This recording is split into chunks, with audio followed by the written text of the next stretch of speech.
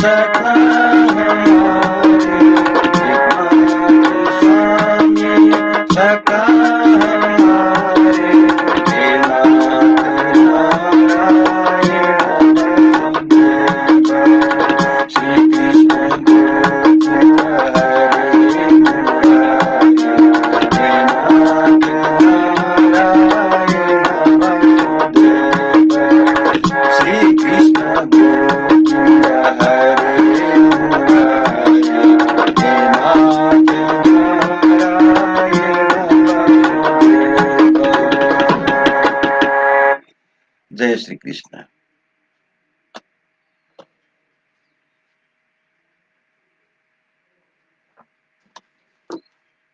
आज म श्रीमद् भागवत गीताको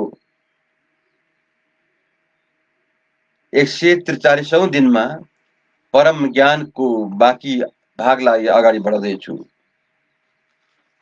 भगवानले भन्नुभएको थियो, हजारौं मानिसहरूमध्ये कुनै एउटाले सिद्धिका लागि प्रयत्न गर्छ र ती सिद्धि प्राप्त गर्नेहरूमध्ये पनि मुस्किलले कुनै एउटाले मात्र यथार्थमा मलाई जान्दछ।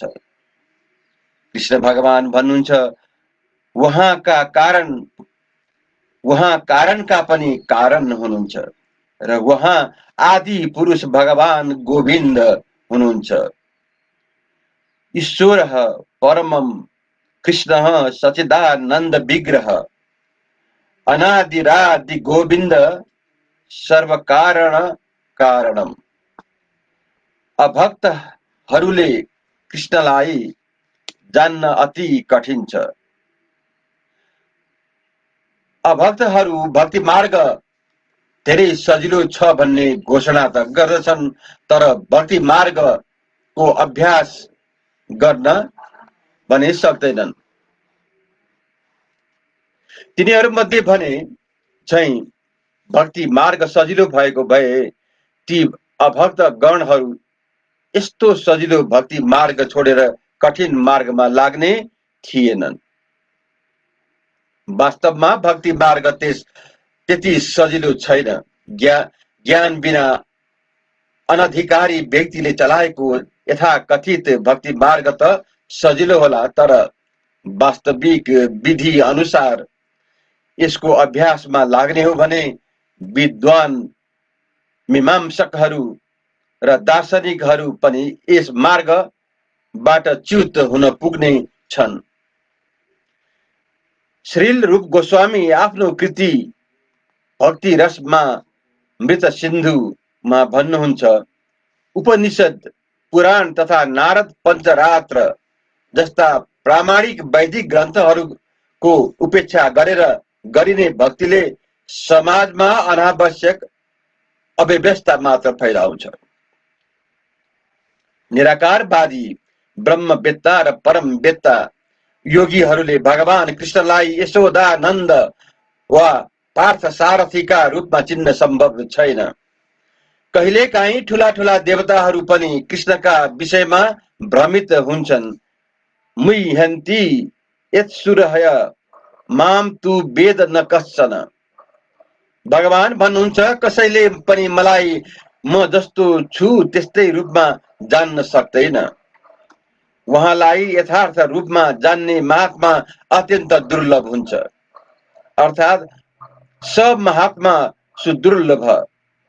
जतिसुकै ठुलो विद्वान र दार्शनिक भए पनि भक्ति नभएसम्म भगवानलाई वास्तविक रूपमा कसैले चिन्न सक्दैन।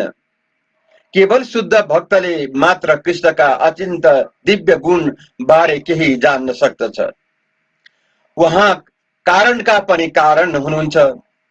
उहाँ सर्वशक्तिमान हुनुहुन्छ र उहाँ ऐश्वर्यमा, सम्पत्तिमा, यसमा, बलमा, सौन्दर्यमा, ज्ञानमा तथा वैराग्यमा अतुलनीय हुनुहुन्छ भन्ने कुरा केवल भक्तले मात्र जानेको हुन्छ। किनभने भगवान आफ्ना भक्तप्रति अत्यन्त दयालु हुनुहुन्छ। उहाँ ब्रह्म साक्षात्कारका पराकाष्ठा हुनुहुन्छ र भक्तहरूले मात्र उहाँलाई सात्विक रूपमा चिन्न सक्दछन्। अनुभूति गर्न सक्दछन्। त्यसैले भक्ति रसमा मृत सिन्धुमा भनिएको छ,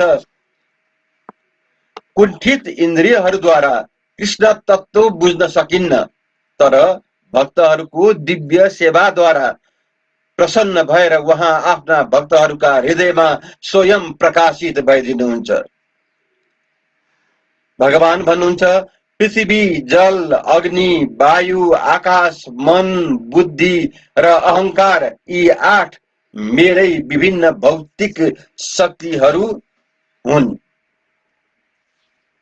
ईश्वर विज्ञानले भगवानको मौलिक अवस्था तथा उहाँका विविध शक्तिहरूको विश्लेषण गर्दछ। भगवानका विभिन्न पुरुष अवतारमा रहेका शक्ति र भौतिक तत्त्वलाई प्रकृति भनिन्छ। सात्वत तन्त्रमा भनिएको छ, भौतिक सृष्टिका निमित्त भगवान कृष्णका निजी अंशले 3वटा विष्णुहरूको रूप धारण गर्दछ। पहिलो महाविष्णु रूपले सम्पूर्ण भौतिक शक्ति अर्थात् महत्तत्वको सृष्टि गर्नुहुन्छ।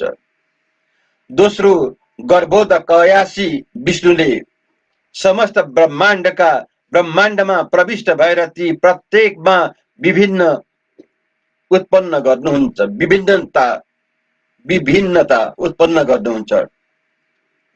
र तेस्रो क्षीरोदकशायी विष्णु समस्त ब्रह्माण्डमा सर्वव्यापी परमात्माका रूपमा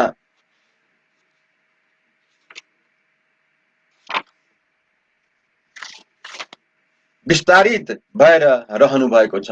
उहाँ परमाणुभित्र पनि उपस्थित हुनुहुन्छ। जसले विष्णुका यी 3वटै रूपलाई चिन्दछ, त्यो मानिस भवबन्धनबाट मुक्त हुन्छ। यो भौतिक जगत भगवानका शक्तिहरूमध्ये एउटाको मात्र क्षणिक अभिव्यक्ति हो। यस संसारका सबै क्रियाकलापहरू भगवान कृष्णका यिनै 3वटा विष्णु अंशद्वारा निर्देशित छन्। यिनीहरूलाई पुरुष अवतार भनिन्छ। सामान्य रूपमा ईश्वर तत्त्व कृष्णलाई नबुझ्ने व्यक्तिले यो संसार जीवहरूका भोगको लागि हो। सबै जीवहरू नै पुरुष हुन् र यिनीहरू नै भौतिक शक्तिका कारण हुन्, नियन्ता हुन् र भोक्ता पनि हुन् भन्ने ठान्दछन्। भगवत गीता अनुसार यस्तो नास्तिक निष्कर्ष चाहिँ झुटो हो। यस श्लोकमा त कृष्णलाई नै यस जगतका आदि कारण मानिएको छ। यसको पुष्टि श्रीमद् भागवतमा पनि भनिएको छ। भगवानका अलग अलग शक्तिहरू नै यो भौतिक जगतका उपादान र घटक हुन्। आध्यात्मिक आकाशमा परम व्योम प्रकट हुने निराकारवादीहरूको परम लक्ष्य ब्रह्मज्योति पनि एउटा आध्यात्मिक शक्ति नै हो। वैकुण्ठ लोकमा हुने आध्यात्मिक भिन्नता ब्रह्मज्योतिमा नभए पनि निर्विशेषवादीहरू भने ब्रह्मज्योतिलाई नै परम तथा शाश्वत लक्ष्यका रूपमा स्वीकार गर्दछन्। परमात्माको अभिव्यक्ति पनि क्षीरोदकशायी विष्णुकै एउटा क्षणिक र सर्वव्यापी पक्ष हो। आध्यात्म जगतमा परमात्माको अभिव्यक्ति शाश्वत हुँदैन। अत यथार्थ परम सत्य भन्नु त भगवान श्रीकृष्ण मात्र हुनुहुन्छ। उहाँ पूर्ण शक्तिमान पुरुष हुनुहुन्छ र उहाँका नाना प्रकारका विभिन्न तथा अन्तरङ्ग शक्तिहरू छन्।